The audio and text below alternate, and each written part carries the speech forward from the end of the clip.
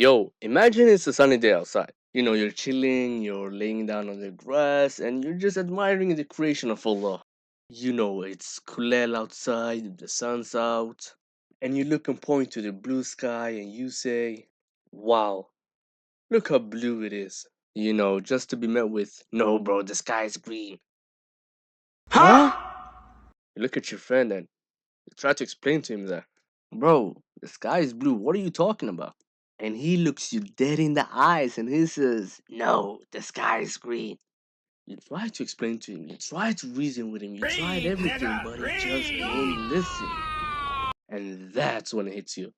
Your friend is a mother headache. Back in the days, I used to have a little problem. I used to think that if I properly explained a concept to someone and I made it as clear as I possibly could, leaving no room for any misunderstanding whatsoever, the other person could understand my point. Now, keep in mind, I didn't say that the person has to agree with me. I didn't say that the person has to say that they're wrong and stupid. I didn't say that the person has to give up, get on his knees, and ask for forgiveness. No, I didn't ask for any of that. All I'm asking for is understanding. But for some point, the other person just refuses to understand. Why? Why, when I made everything so easily understandable? The other person just refuses to understand. Is it out of ignorance? Is it out of shame? Or is it just out of pure stubbornness and arrogance? Well, I don't know, but this specific phenomenon in Somali is called malhad adheeg, which literally translates into hard-headed. Me personally, I hate people that are too unintelligent to not see another person's view. Sometimes it's not even opinion based. I'm dead ass over here telling you a fact, and you still want to argue. No, this isn't about your opinions or feelings. But I feel like no, reality does not care about your opinion. Anyways, I hate to put my people in a bad light.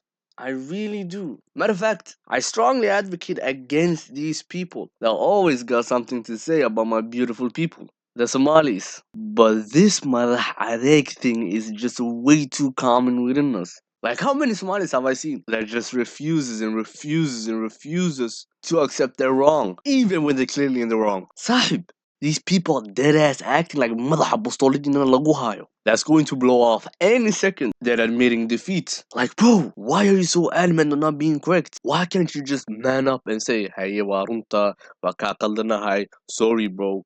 Yakudide. Huh? No one's stopping you. Matter of fact, this is the more manly thing to do. If that's what you're trying to do, act cool and manly. Now, my question is, where did we get this from? Maybe it's the Arab culture that we have as Somalis. Nowadays, whatever you do, it's Arab. They say, Wallahis have their own way of saying it. You wait for that. Their aunties have their own way of saying that.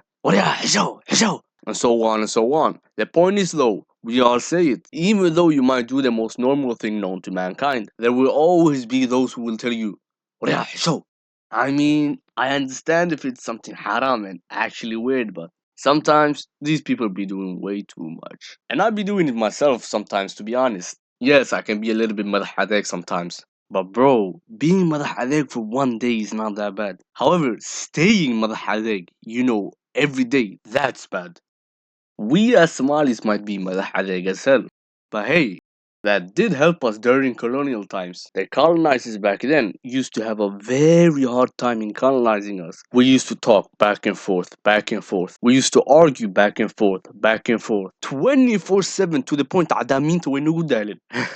They knew the extent of our malhadeg, which is why they said we was one of the, if not the hardest country, the hardest people to colonize back in Africa. They tried to impose colonial laws on us, but sometimes Qabil leaders, they usually always debated against and argued against and talked against these colonizers, but sometimes they didn't even care and they didn't even listen to the laws. Why? Because we had Sharia and we didn't need the laws of Adam people, simply. Anyways, this is not the only benefit of Madhad Egnima. Because we are so stubborn, Somalis usually don't want to work under someone else. Now, this doesn't apply to all of us, but it is inside most of us. Most of us would rather have their own thing going on and create their own business where they could be their own CEO. I mean, this would explain why Somalis are associated with entrepreneurship. Because we'd rather take the risks of failing by ourselves than to submit ourselves to a higher up. Okay, maybe not we. Maybe not we. Because me personally, I don't believe in that. I have to be my own boss. Sometimes in life, you have to let go of your ego and let someone else take the charge. And this comes from me, who always likes to take charge. I'd gladly work for someone that knows what the hell he is doing. And I wouldn't be embarrassed about it.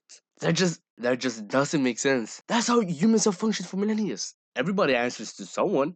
So just drop the sense of ego and pride and let someone who's more qualified than you take the lead. But hey, if you're doing a bad job and I believe I can do it better than you, then best believe I'm not going to follow you.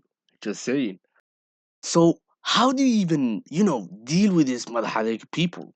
Growing up with Somalis, I've come across so many of them. By the way, just so you know, it's not only Somalis that can be malhad. I'm just referring to them because I've grown up with them. But these people will look you straight in the eyes after you show them evidence. These people are the same people that you show them evidence and you show them facts and you show them logic and you show them proof and they still persist to their own ideas. On about some bro, it's not the same thing. But I feel like just how do you deal with these people? You tell them to go left, they will go right. You tell them to look up and they will look down. But do not worry. I got a step-by-step guide on how to successfully deal with these people. You see, there's 5 steps. We start with step 0 because this one is important. Step 0. So, before you even start anything, do not start it. Do not put yourself in environments where you are more prone to arguments. And do not stay in environments of malahadek people. Because once you have a disagreement, malagu dafayo. Step 1. Okay, so now you're stuck in an unskippable cutscene. waxaad gashay waxaa la yidhaahdo an argument. So, what do? First off, you gotta find out if the person you're arguing with is a malahadek. Is he the type to speak out of his photo just for the sake of speaking? If he is the type, then you move on to step 2. And if he isn't the type to be malhadeg, then you can just calmly exit the discussion with no repercussions whatsoever. Step 2. Calmly explain your argument. Set it all up easy and clearly and make it all easily understandable. Because this person might be an adi person. And you may not know that. Maybe there's a chance you have this guy all wrong. Maybe this person is a wonderful person. A smart person who you can reason with. But you still gotta showcase your argument in a good way, even if they're malhadeg or not. It doesn't matter. Step 3. Okay, Marcus, here comes the real combat. The person talks back to you and he turns out to be a malhadeg. Now, how do you even identify malhadeg people? They always got these core traits. Number 1, ignorance. These people are ignorant as shit, and they do not know shit. Their minds can't even think outside these mesquite little neighborhoods they live in any of these say wallahi countries. Whether that be in Birmingham or in London, Sweden or Minnesota. It don't matter. It don't matter. Maskada ma laga shaqayn sii karo to think outside the place they're living in. Their brains are not wired that way. Just extremely stupid while simultaneously thinking they're smart. Number 2. Another trait these people have is stubbornness. Oh my god, bro. You could tell these people go left and they will go right. Like, imagine you're stuck in a desert, right? And you ask them, yo, bro, why didn't you go right? It was free beer. Like, bro, why? Why? They will look you straight in the face and they will tell you, bro, I'm a leader, bro. I'm not a follower. I don't take orders. Bruh. Alright. I don't know why, Sahib. I don't know why. Number 3. Alright, so the last common trait these guys have is immaturity. Hortako, theory. These people got no sense of emotional IQ.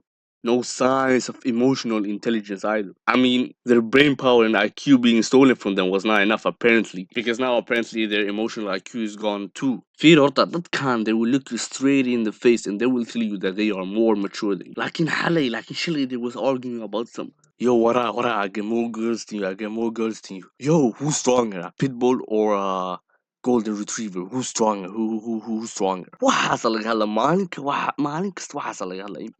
For the most part, the topic is not the problem. The problem is that these people can never let go of an argument. Why? Simply because they're madhadik and they still want to tell you that they're more mature than you. Hi, bro. So, Firi, now you got the 3 main core traits that identify a madhadik: ignorance, stubbornness, and immaturity. So, moving on to the last step, step 4. So, how do you actually win an argument against malhadiks? Or preferably, you wouldn't even get yourself into this position at all. But now you're caught by the tornado of Dokonimo. So how do you pull yourself out? I got the most perfect reply that you can give when you're cornered by a malhad. And that is to say, you got it, bro. Nothing more than that. You don't have to keep arguing. Just say, you got it, bro. Like you win the argument. Okay, you got it. You're right. I'm stupid. You're right. You're so smart. Just you got it, bro. You got it. And while you're saying that, make sure to give off the illusion that you're laid back and no khalant and that you actually don't care. Because you don't care, right? Right? Just make sure that you don't care and you laid back and you got it, bro. You got it. This combination has always worked for me. And the other person doesn't even know what to say. Does he continue arguing? Does he step back? What does he do? You just admitted defeat. You just gave him the victory. So what is he supposed to do? If he keeps arguing, he's a fool. If he doesn't argue and he steps back, he's confused. So he doesn't really know what to do. But either ways, you don't care and you have moved on. You have moved on with your life.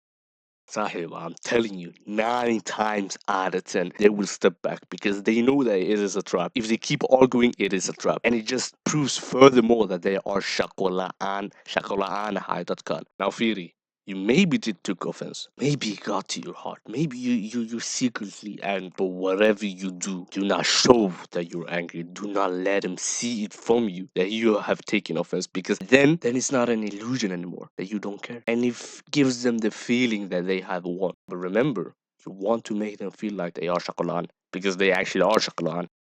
So now you know how to successfully deal with a madhad. But remember, the most ideal situation is to stay away from malhadags. Don't get involved with them. If they are in your circles, stay away from them. If they're in your class, stay away from them. If you work with them, stay away from them. Malhadags won't get you anywhere in life because they add nothing to your life and they will only give you mother hanun. And in worst cases, they will drag you down to their level and make you a mother hadeg yourself. So remember, you people, do not become a mother hadeg and stay away from mother hadegs. Thank you for watching and click the subscribe and do everything. This is my first video. Thank you guys.